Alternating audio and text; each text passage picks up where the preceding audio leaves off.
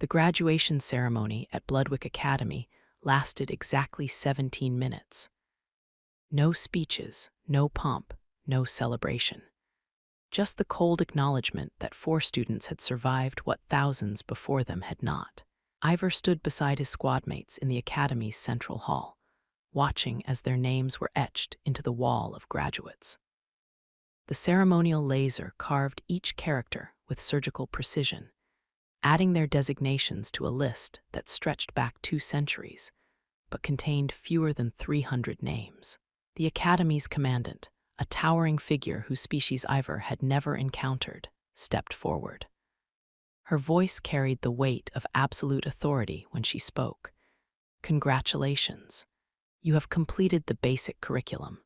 Basic curriculum. The words hung in the air like a challenge.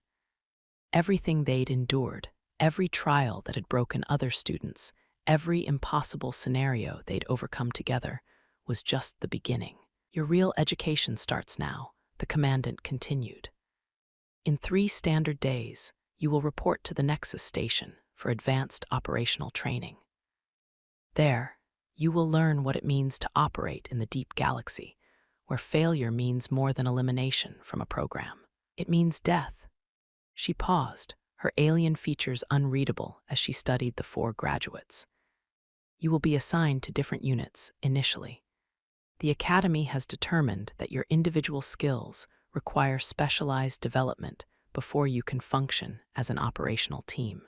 Ivor felt something cold settle in his chest. After everything they'd built together, they were being separated.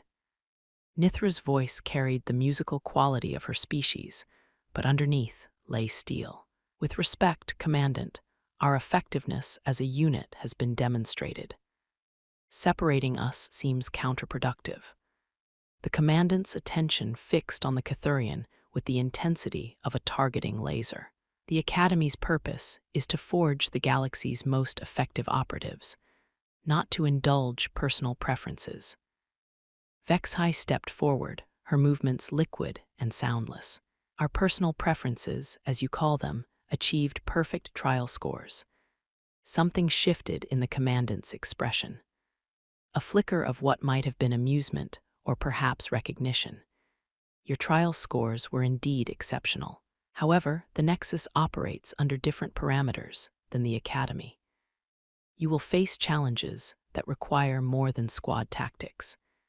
You will need to understand how to integrate with larger operational structures." Mortes moved closer, and even in this formal setting, her presence carried an undercurrent that made several Academy staff members unconsciously step back. "Will we be reunited after this specialized training?" "That depends entirely on your performance." The Commandant's gaze settled on Ivor last, and on whether you can prove that yesterday's success was not an anomaly. The dismissal was clear. The ceremony concluded with the activation of their new status codes, advanced access permissions, and transport schedules. In 3 days, they would leave Bloodwick behind. But first, they had 72 hours of freedom. They spent the first evening in the Academy's observation deck, watching the stars wheel slowly past the facility's main viewport. The Academy orbited a dead world, deliberately isolated from major shipping lanes and communication networks. For months, this view had been their only connection to the galaxy beyond. Tomorrow, they would see new stars. Nithra sat with her back against the viewport, her dark blue skin almost luminous in the starlight.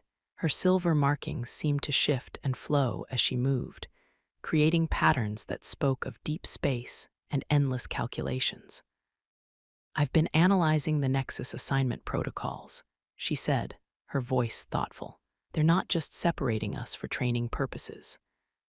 Vexhai materialized from the shadows near the deck's edge, her approach so silent that even after months of partnership, Ivor still found it unsettling. "They're testing something." "What kind of test?" he asked. "The kind where they measure whether loyalty to your squad supersedes loyalty to the greater operational structure," Mortes replied. She'd been standing motionless near the deck center, but now she moved to join them. the kind where they determine if we're tools they can control or weapons that might turn against them. Ivor considered that. And what happens if we fail their test? Nithra's expression grew cold. Then we never see each other again. The weight of that possibility settled over them like a physical thing. They'd fought to earn their place here, proved themselves worthy of standing among the galaxy's elite. But now, they faced a different kind of battle, not against external enemies, but against the very system that had created them. So what do? Vexhai asked. We prove them wrong, Ivor said. Whatever they throw at us, whatever tests they design, we show them that what we built here isn't something they can just dismantle and reassemble according to their preferences. Morta studied him with those dark eyes that seemed to see straight through to his core. And if they try to force the issue, then they learn why it's dangerous to threaten a pack. The second day brought their individual briefings. Each member of the squad was called separately to meet with Academy officials, who would oversee their transition to Nexus Station. Ivor's briefing took place in a sterile conference room deep within the Academy's administrative section. 3 officials sat across from him at a polished metal table, their alien features unreadable as they reviewed data streams on floating displays. The official in the center, a being with crystalline skin and multifaceted eyes, spoke first.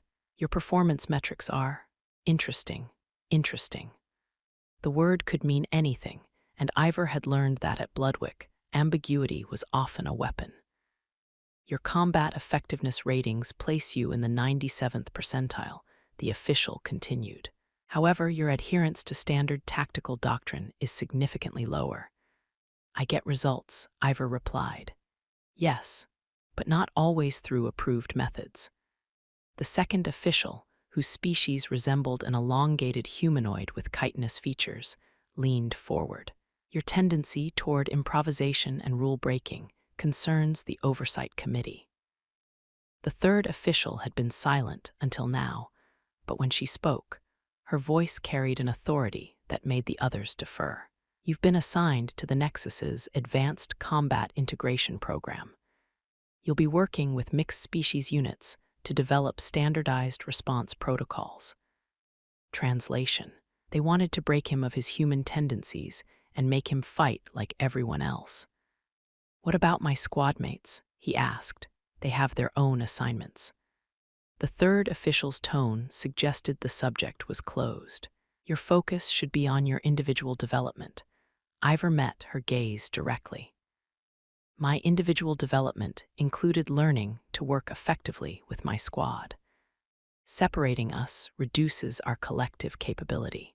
Your collective capability is not the primary concern, the crystalline official said. Your ability to integrate with standard operational structures is. There it was, the real test.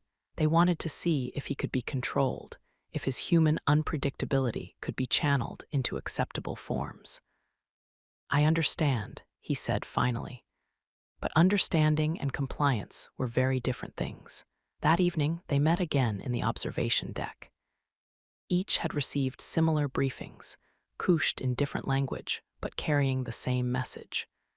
Conform, integrate, become what the system needed rather than what they had chosen to become. Nithra had been assigned to intelligence analysis. Her pattern recognition abilities would be used to study enemy movements and predict strategic developments. Vexhai would join covert operations, where her stealth capabilities would be employed in surveillance and infiltration missions. Mordes had been selected for psychological warfare, where her fear-inducing presence would be weaponized against enemy morale.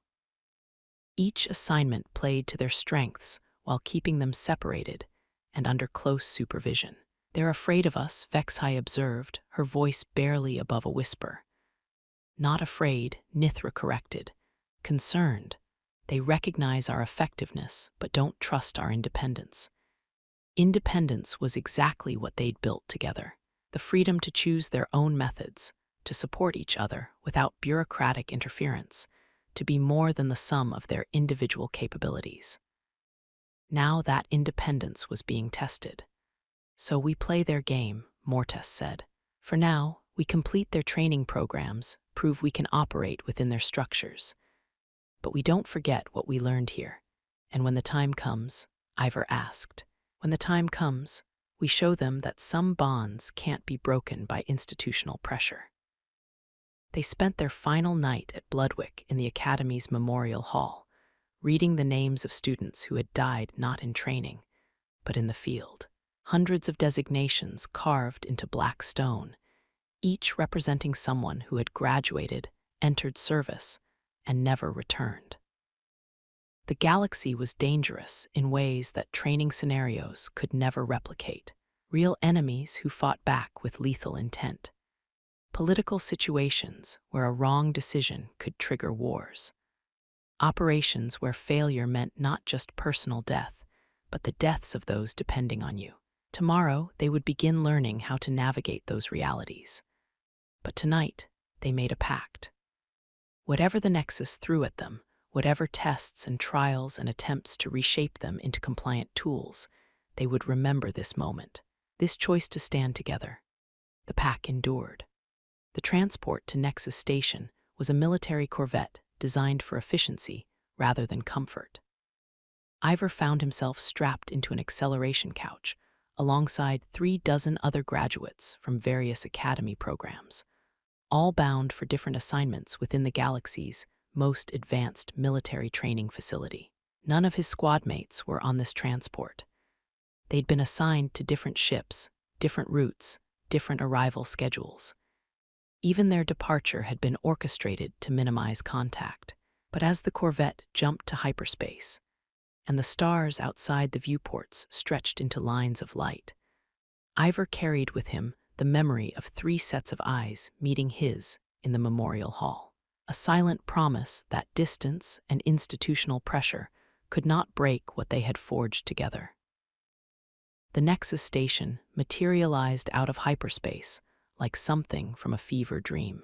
Vast beyond comprehension, it hung in the void between star systems, its modular construction allowing for constant expansion and reconfiguration.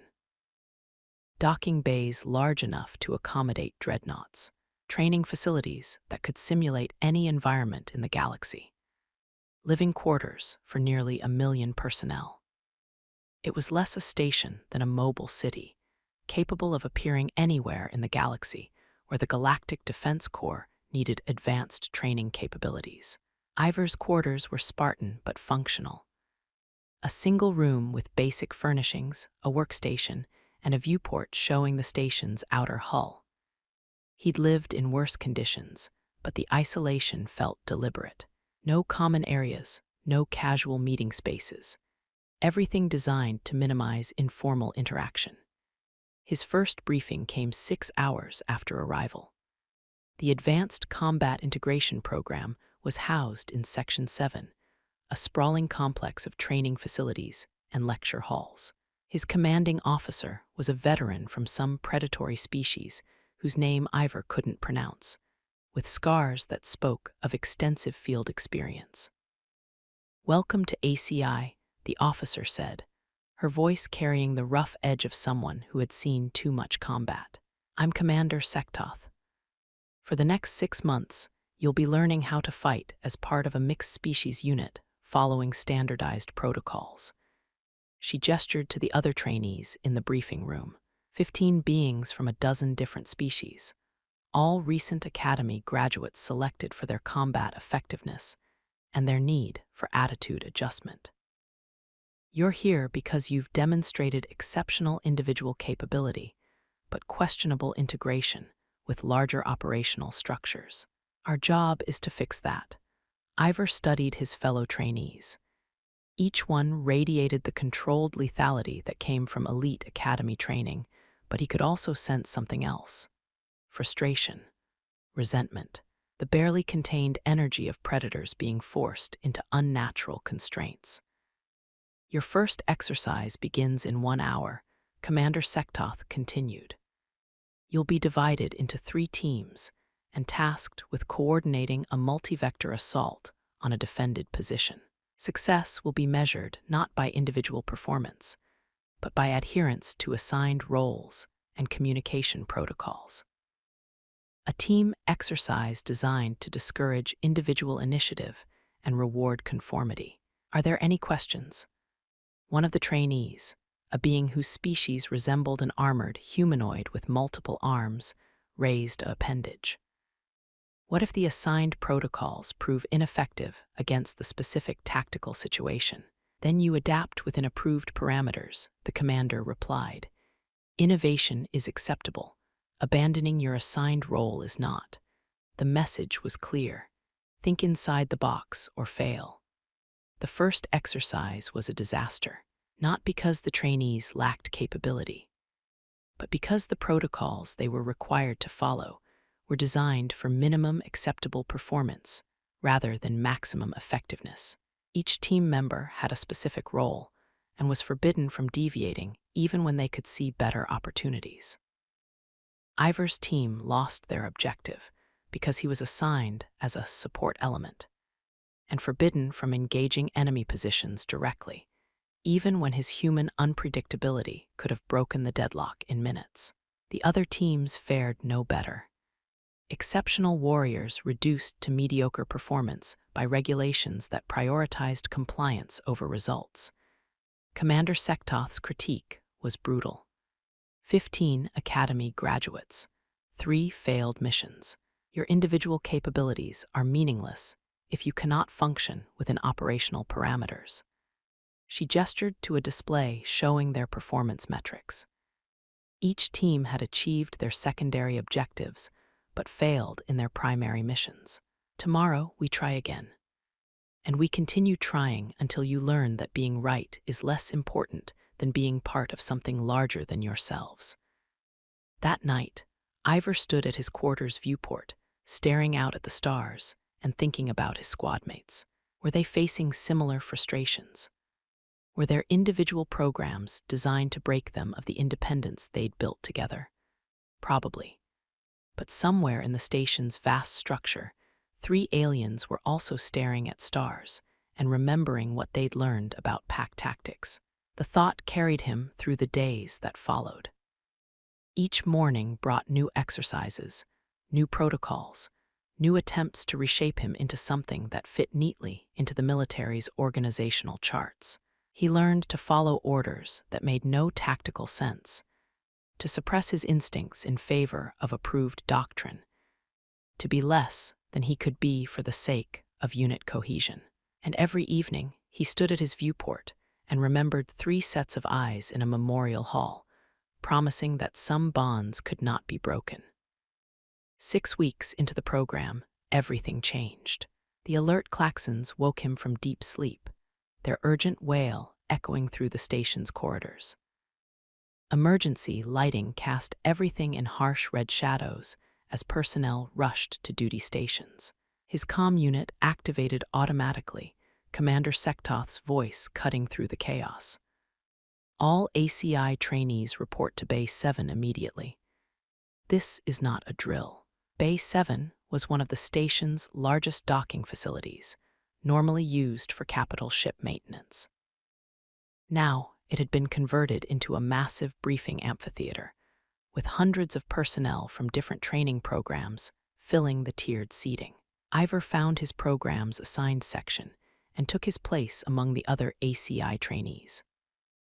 Around him, he could see graduates from intelligence analysis, covert operations, psychological warfare, and a dozen other specializations. Somewhere in this crowd were his squadmates.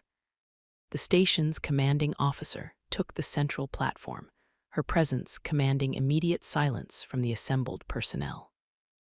Admiral Ketvara was a legend in the Defense Corps, a strategist whose victories had shaped the current balance of power in the galaxy.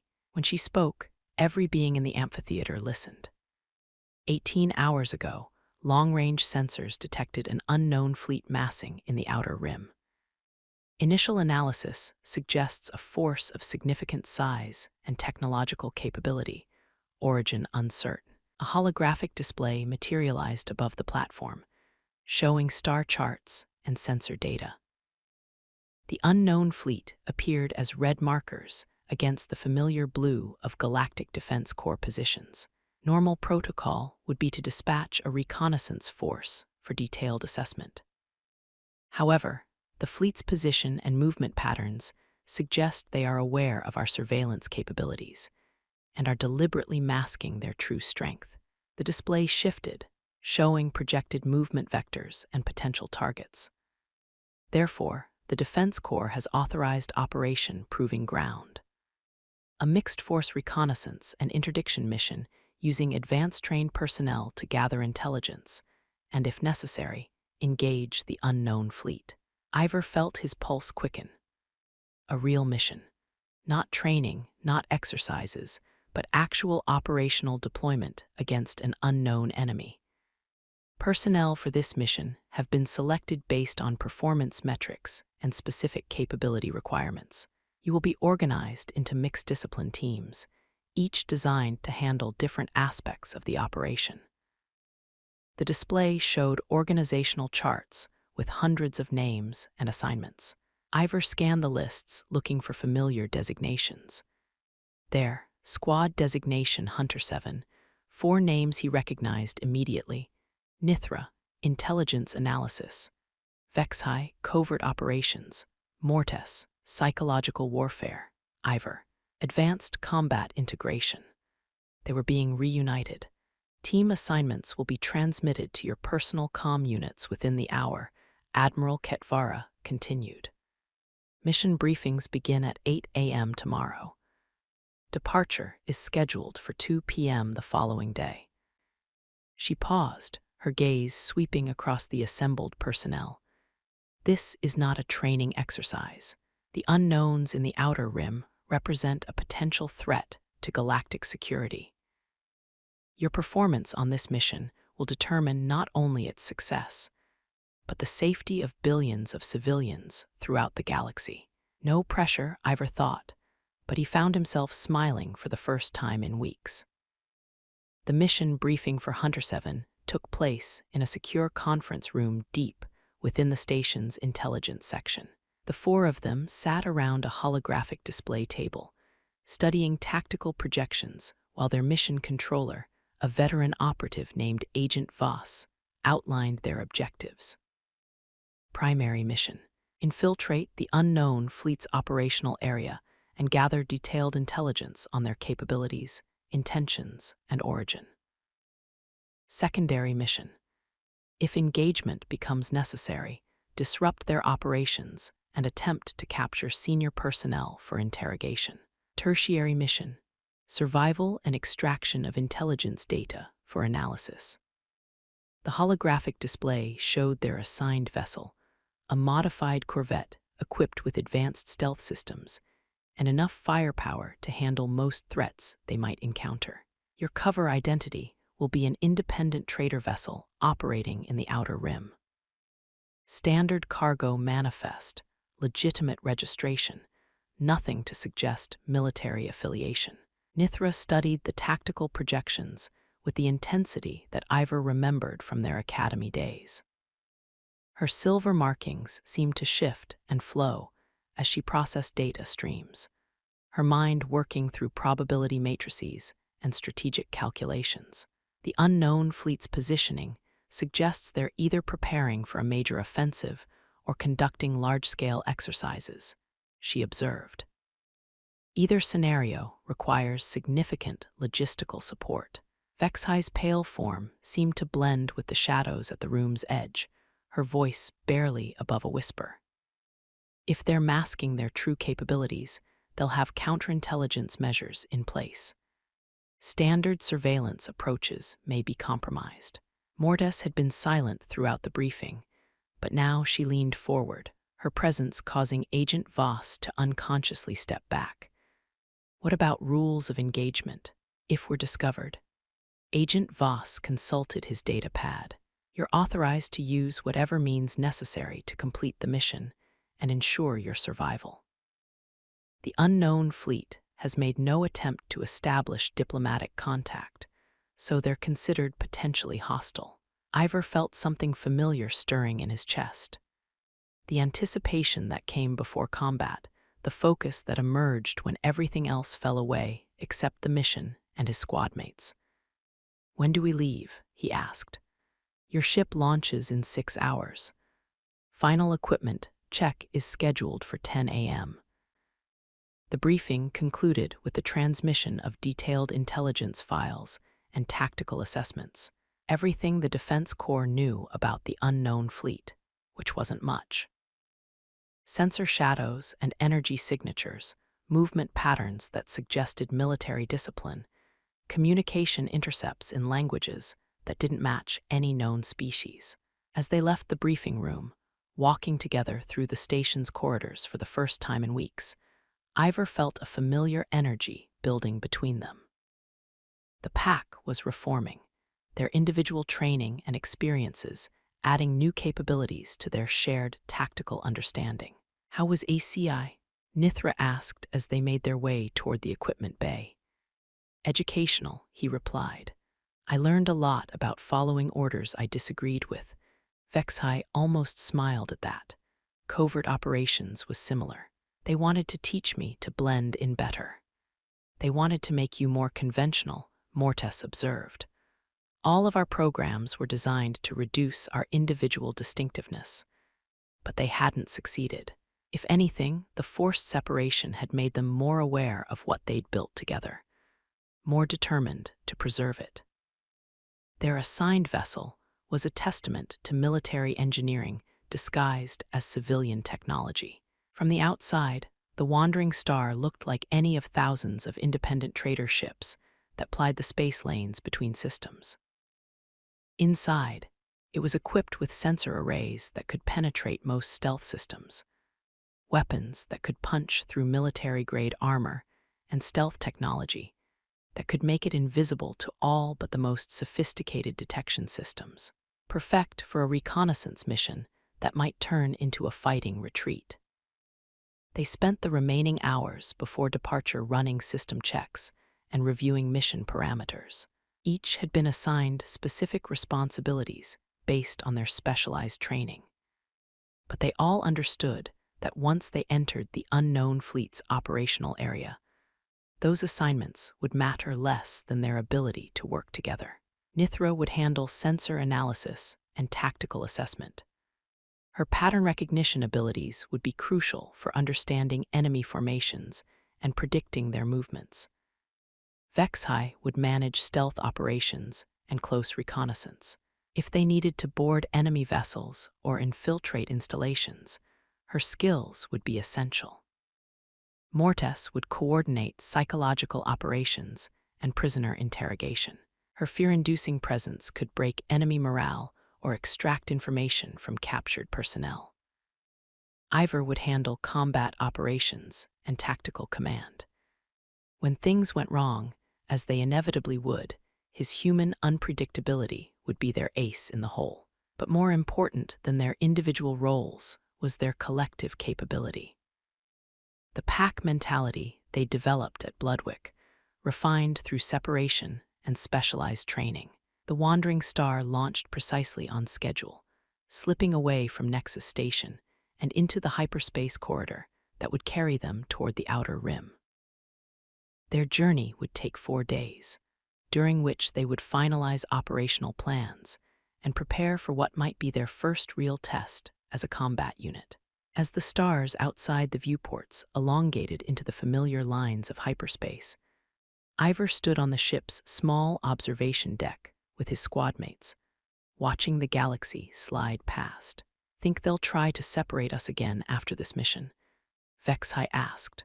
"Probably," Nithra replied, "assuming we survive to give them the opportunity." "Let them try," Mortes said, her voice carrying an edge that made the bulkheads seem to darken around them. Ivor smiled.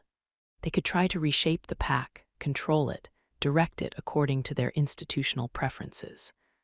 But some things were stronger than regulations. Some bonds couldn't be broken by bureaucracy, and sometimes the most dangerous predators were the ones that chose to hunt together. The unknown fleet was waiting for them in the void between stars, exactly where long-range sensors had predicted. but nothing had prepared them for the reality of what they found there. Ships beyond counting filled the sensor displays, arranged in formations that spoke of military discipline and tactical sophistication.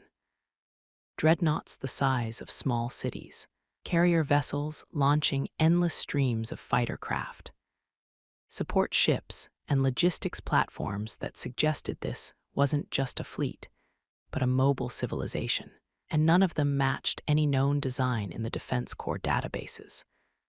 "We're looking at an entire species," Nithra whispered, her voice filled with something approaching awe. "This isn't a military expedition. It's a migration." The wandering star drifted at the edge of the fleet's sensor perimeter, its stealth systems keeping them hidden while they gathered intelligence. But even from this distance, the implications were staggering. Whoever these beings were, they had the resources to build ships that dwarfed anything in the known galaxy. The technological capability to coordinate formations involving millions of vessels, the organizational capacity to move entire populations across interstellar distances. And they were heading directly toward inhabited space. "We need to get closer," Vexhai observed. "The data we're gathering from here won't be enough for strategic planning." "Agreed," Ivor said, "but we need to be smart about it. If they detect us, then we fight our way out," Mortis finished, "and hope the intelligence we've gathered is worth the cost." They spent the next 6 hours developing an infiltration plan. The unknown fleet's formation included thousands of smaller vessels that could provide cover for their approach. If they could position themselves within the fleet's defensive perimeter, they might be able to gather detailed intelligence on ship capabilities, command structures, and operational intentions. It was dangerous. If they were discovered, they would be surrounded by overwhelming enemy forces with no possibility of support or rescue. But it was necessary. Nithra piloted them through the outer edges of the formation, using her pattern recognition abilities to identify safe corridors between patrol routes. The wandering star's stealth systems strained to mask their presence as they moved deeper into the fleet, passing close enough to enemy vessels to see details of their construction and armament. The ships were beautiful in a way that was almost organic, their hulls flowing in curves that suggested they had been grown rather than built. Weapon ports that resembled flower petals, until they opened to reveal energy projectors of tremendous power. Sensor arrays that looked like crystalline forests, but radiated detection beams across multiple electromagnetic spectra. These weren't just advanced. They were evolutionary leaps beyond anything the galaxy had seen. Vexhai monitored communications intercepts, her training in covert operations allowing her to filter meaningful data from the chaos of fleet coordination signals. The language was unlike anything in the translation databases, but patterns emerged that suggested military organization and strategic purpose. "They're not random migrants," she reported. "This is planned, coordinated. They know exactly where they're going and why." Mortis focused on psychological assessment, studying ship formations and movement patterns for insights into the unknown species' tactical psychology. Her conclusions were troubling. "They don't think like prey," she observed. "Every formation, every patrol route, every defensive arrangement assumes they're the dominant force in any engagement. They're not exploring. They're conquering." Which brought them to the central question. Conquering what?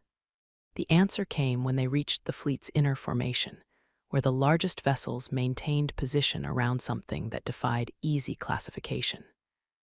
It was massive beyond comprehension, a structure that seemed part ship, part space station, part something else entirely. And it was scanning inhabited space with sensor beams that could penetrate anything the Defense Corps had ever built. "They know about us," Nithra said, her voice tight with realization. "They've been watching, studying, preparing. We need to get aboard that command ship," Ivor said. "Whatever they're planning, the answers are in there." It was the kind of decision that separated elite operatives from everyone else. The moment when rational calculation gave way to necessary action, when survival instincts were overruled by mission requirements. They were going to infiltrate the heart of an alien fleet and steal intelligence that could determine the fate of galactic civilization, together as a pack, because that's what predators did when they faced something bigger and more dangerous than themselves. They found a way to hunt it. The command ship's docking bay opened like a flower of living metal, its biomechanical petals unfolding to reveal an interior that pulsed with bioluminescent veins. The wandering star approached with deliberate casualness, broadcasting the identification codes Vexai had extracted from captured communications. Just another supply vessel among thousands. Ivor watched the alien structure grow larger on their view screen, its organic curves and flowing lines suggesting a technology that had evolved rather than been engineered. The ship was beautiful in the way that dangerous things often were, its surface rippling with patterns that might have been decorative or might have been some form of adaptive armor. Hull breach in 30 seconds, Nithra announced from the pilot's station. Her silver markings flickered with concentration as she guided them through the docking sequence. Once we're inside, we'll have perhaps 20 minutes before their systems identify us as anomalous. 20 minutes to penetrate the heart of an alien command ship, steal intelligence on their invasion plans, and escape undetected. It should have been impossible. But impossible was what humans specialized in. The docking clamps engaged with a sound like breaking bones, and suddenly they were connected to something vast and alien. The artificial gravity shifted, adjusted, found a new equilibrium that felt subtly wrong in ways that made Ivor's inner ear protest. Environmental scans show atmosphere compatible with standard life support, Vexai reported. But there's something else. The air has a chemical signature I don't recognize. Pheromones, Mortis said, her voice carrying a note of professional interest. They're using biochemical communication. Every breath we take will mark us as foreign. Then we don't breathe their air any longer than necessary, Ivor decided. Sealed suits, independent life support. We go in hard and fast.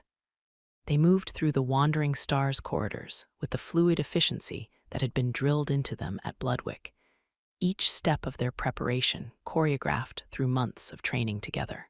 Combat armor that could deflect energy weapons and projectiles alike. Stealth generators that would bend light around them for short periods. Weapons that could punch through military-grade hulls or disable sentient beings without permanent damage. Tools of war disguised as peacekeeping equipment. The airlock cycled with a soft hiss, and they stepped into an alien world. The docking bay stretched away from them like a cathedral of living bone, its ceiling lost in shadows that moved with organic purpose. Ships of dozens of different configurations filled the available space, but all shared the same flowing, grown-not-built aesthetic. Landing platforms that adjusted themselves to accommodate different vessel types. Maintenance equipment that resembled metallic vines more than traditional machinery. And everywhere, the aliens themselves. They moved through their environment with a grace that spoke of perfect adaptation, their forms shifting and flowing in ways that suggested they were as much a product of biological engineering as their ships.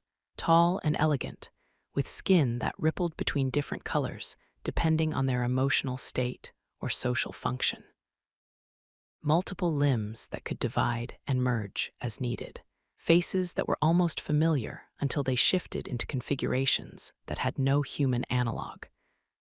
Beautiful, terrifying, utterly alien.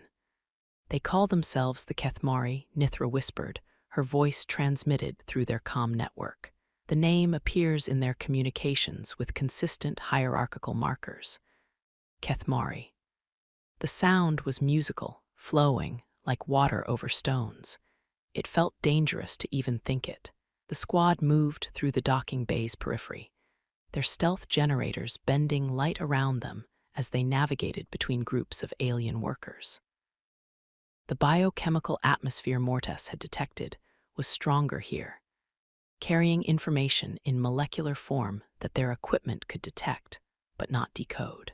The aliens were having conversations in scent.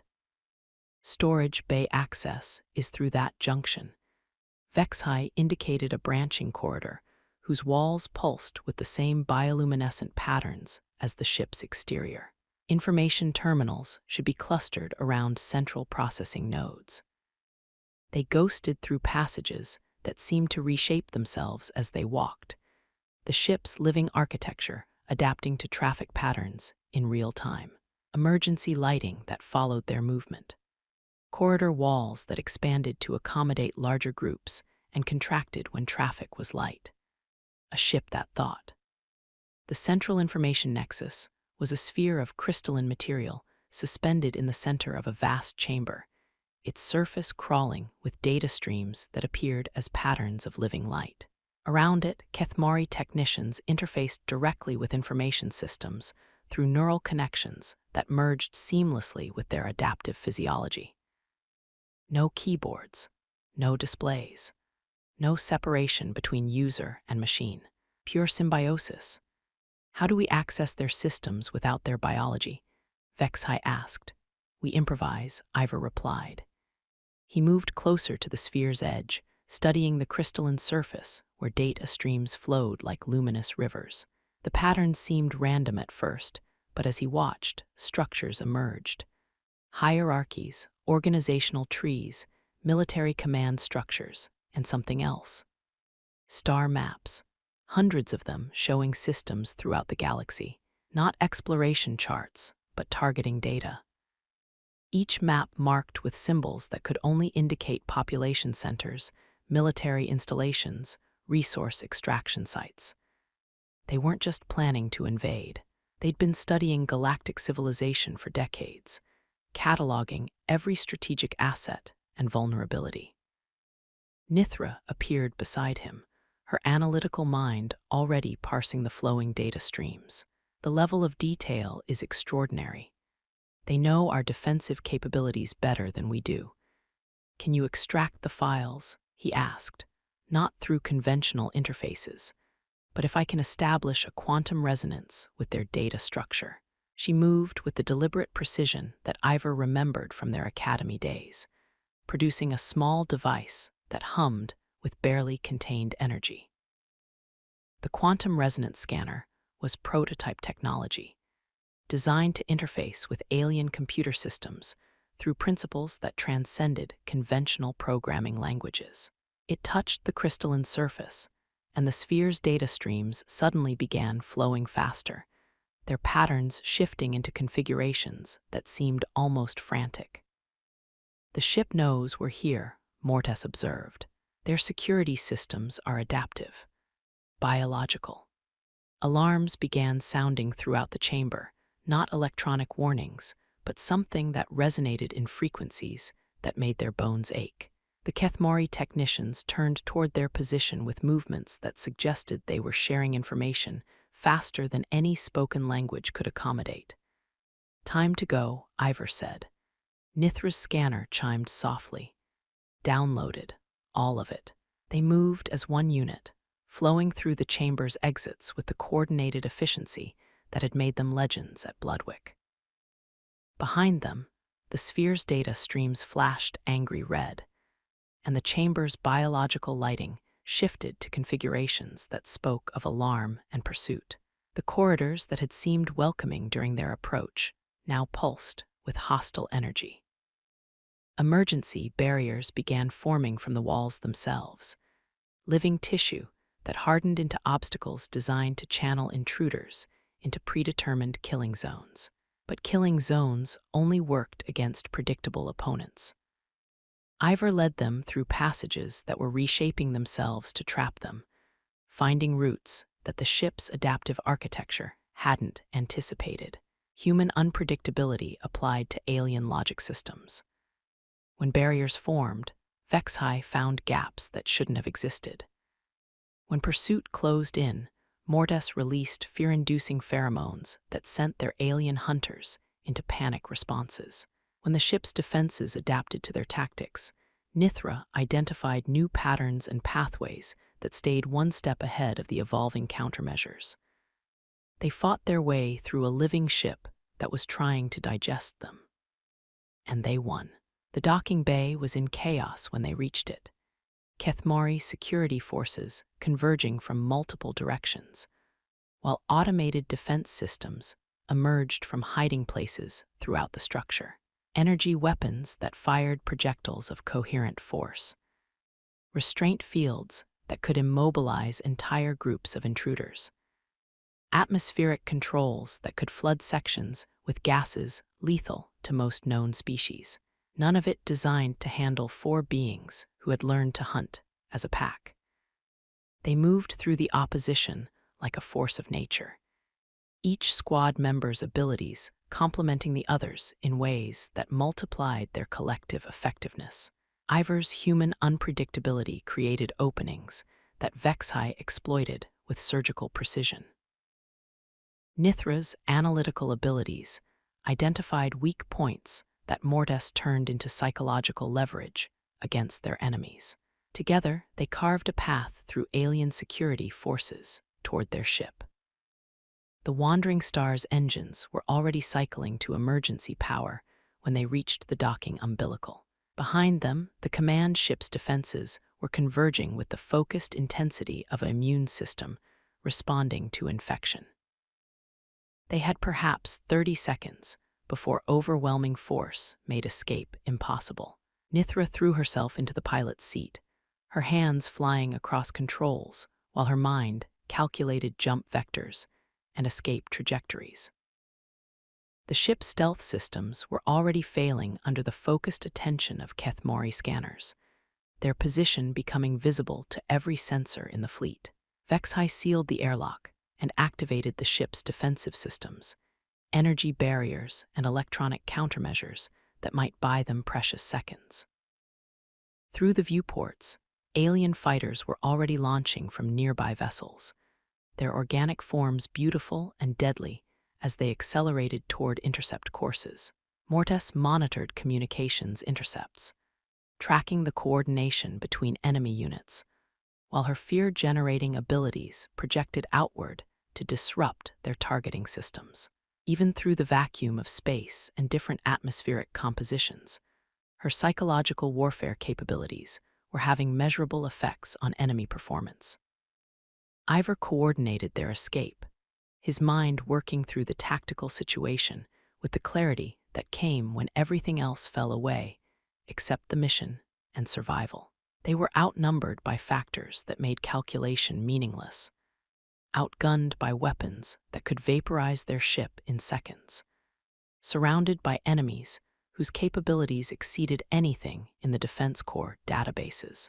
It should have been hopeless, but hopeless was where humans did their best work. Docking clamps released, Nithra announced. Jump drive charging. 30 seconds to minimum safe distance. Enemy fighters had closed to weapons range, their energy projectors beginning to fire coherent streams of destruction that turned space around the Wandering Star into a web of lethal light. The ship's shields deflected what they could, but each impact drained power reserves that they couldn't afford to lose. 20 seconds, Nithra said. More fighters were launching, and larger vessels were beginning to turn their primary weapons toward the fleeing ship. Through the chaos of the escape, Ivor caught glimpses of the Kethmari fleet's true scale. Ships beyond counting, weapons that could sterilize planets, coordination that spoke of a civilization that had been preparing for this moment for generations. They had the intelligence they'd come for. Now they had to live long enough to deliver it. 10 seconds. The space around them was filled with energy weapons, pursuit craft, and the focused attention of millions of alien minds working together to prevent their escape.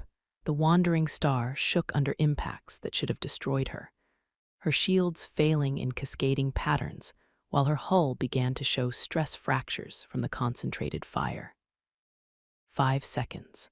Through it all, the squad worked together with the efficiency that had been forged in the crucible of Bloodwick Academy, each handling their responsibilities while trusting the others to handle theirs. No panic, no hesitation, no doubt. Just the pack hunting together in the face of impossible odds. Jump. Space twisted around them, stars elongating into lines of light as the wandering star escaped into hyperspace. Behind them, the Kethmori fleet fell away into normal space, their pursuit craft unable to follow once the jump threshold was crossed. They were alive. They had the intelligence. And they had perhaps 4 days before the fleet. They just escaped reached inhabited space and began the conquest of galactic civilization. In the hyperspace corridor that carried them back toward Nexus Station, the 4 squad members gathered in the ship's small common area to review what they'd learned. The intelligence Nithra had extracted from the command ship's data core painted a picture that was worse than anyone had imagined. The Kethmari weren't invaders in any conventional sense. They were refugees from a dying galaxy, carrying with them the concentrated knowledge and technology of thousands of extinct civilizations. Their own home systems had been consumed by some cosmic catastrophe that had made entire regions of space uninhabitable. But they weren't seeking sanctuary. They were seeking replacement. Their biotechnological capabilities allowed them to adapt planets to their needs, transforming entire ecosystems to support Kethmori life while making them uninhabitable for existing populations. The fleet Ivor's squad had infiltrated was just the advance force. Behind them, in dark space between galaxies, millions more ships waited for the signal to begin the greatest migration in cosmic history. The targeting data they'd extracted showed every inhabited system in the galaxy marked for transformation. Every species identified for displacement. Every civilization cataloged for absorption into the expanding Kethmori collective. How long before they reached the first inhabited systems? Vexhai asked. Nithra's calculations were precise and terrifying. Based on their current velocity and course corrections, 4 days to the outer rim colonies, 6 days to major trade routes, 2 weeks to core systems, and we're the only ones who know they're coming, Mortes observed. The weight of that knowledge settled over them like a physical thing. 4 beings, carrying intelligence that could determine whether galactic civilization survived or was absorbed into something alien and hostile. The Defense Corps needs to mobilize everything, Ivor said. Every ship, every defense platform, every ally we can find. Even then, it might not be enough. The technological disparity was too great, the numbers too overwhelming. The Kethmari had the resources of an entire galaxy's worth of extinct civilizations, refined over millennia of conquest and absorption. But that wasn't the point. The point was that the fight mattered, that some things were worth defending even against impossible odds, that the galaxy's diverse species had built something together that was worth preserving, something worth dying for. We get this intelligence to Nexus Station, Ivor said. We give the Defense Corps everything we know. And then we volunteer for whatever desperate plan they come up with to stop this. You think there's a chance? Vexhai asked. Honestly, probably not. But that's never stopped humans before. Nithra almost smiled at that. Or their allies. The wandering star emerged from hyperspace near Nexus Station to find the facility already on high alert. Long-range sensors had detected the Kethmori fleet's movement, though not its true scale or purpose. Defense Corps ships were assembling from across the galaxy, their commanders summoned for emergency strategic consultations. But nobody knew what they were really facing, until Hunter 7 delivered their intelligence haul. The debriefing lasted 18 hours and involved every senior officer in the Defense Corps command structure. Admirals and generals, intelligence analysts and strategic planners, all working to understand the scope of the threat and develop responses that might preserve some fragment of galactic civilization. The intelligence was comprehensive, detailed, and absolutely terrifying. The Kethmari had been watching, learning, preparing for this invasion for over a century. They knew Defense Corps capabilities, fleet dispositions, tactical doctrines, and strategic weaknesses better than the Corps knew them themselves. Every conventional military response had been anticipated and countered. But conventional responses weren't the only option. Admiral Ketvara stood before the assembled command staff in the station's primary briefing amphitheater, her presence commanding absolute attention as she outlined the Defense Corps response to the Kethmari threat. "We cannot match their numbers," she began. "We cannot match their technology. We cannot win a conventional military engagement against this force." The assembled officers listened in silence, absorbing the implications of those words. "But we have advantages they haven't anticipated. The diversity of our civilization, the unpredictability of our responses, the willingness of individual beings to sacrifice themselves for larger purposes." The display showed projected battle plans that looked less like military strategies and more like controlled chaos. Small unit actions designed to disrupt enemy coordination. Guerrilla tactics aimed at weakening their technological advantages. Diversionary attacks that would force them to split their overwhelming force into manageable pieces. Death by 1,000 cuts. "We're going to teach them that conquest isn't the same as victory," the admiral continued. "That sometimes the most dangerous enemies are the ones who refuse to accept that they've lost." It was a human philosophy applied to galactic strategy. The briefing continued for hours, outlining specific mission parameters for different units and capabilities. But Ivor knew that he and his squadmates would be assigned to the most dangerous missions, the ones that required maximum effectiveness with minimal resources. The ones that no sane military planner would assign to anyone they expected to survive. Hunter 7 was called forward as the briefing concluded, their service records and mission performance displayed for the assembled command staff. 4 beings who had proven themselves capable of achieving impossible objectives under circumstances that should have been fatal. Perfect candidates for what the Defense Corps needed them to do. "Your next mission will be deep penetration reconnaissance," Admiral Ketvara announced. "The Kethmari Advance Force will reach the Helix Nebula in 6 days. Your job is to get there first and establish covert observation posts throughout the region."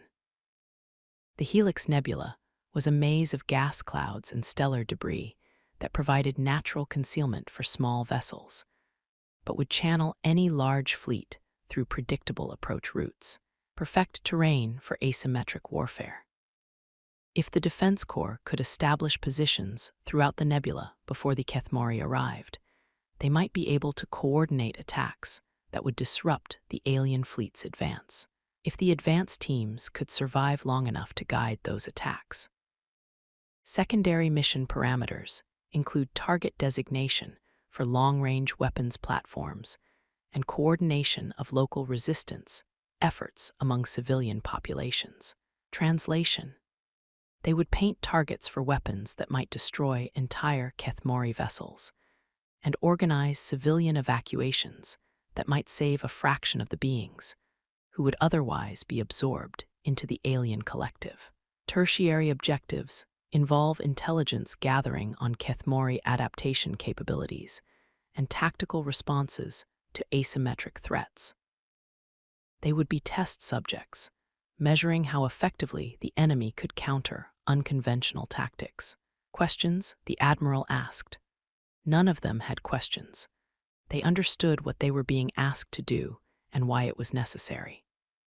The galaxy's diverse civilizations had built something worth defending, and defending it required beings willing to face impossible odds. They'd been training for this their entire lives. Departure is in 18 hours, Admiral Ketvara concluded. Use that time to prepare however you see fit. As the briefing dissolved into smaller planning sessions, the 4 members of Hunter 7 made their way through Nexus Station's corridors toward their assigned preparation areas. Around them, thousands of military personnel worked with focused intensity to coordinate the galaxy's defense against an enemy that might already have won. But focus and intensity were what they had trained for, and if the Defense Corps was asking them to face impossible odds in defense of something larger than themselves, that was exactly what they had been created to do. The pack, hunting together against the greatest threat their galaxy had ever known.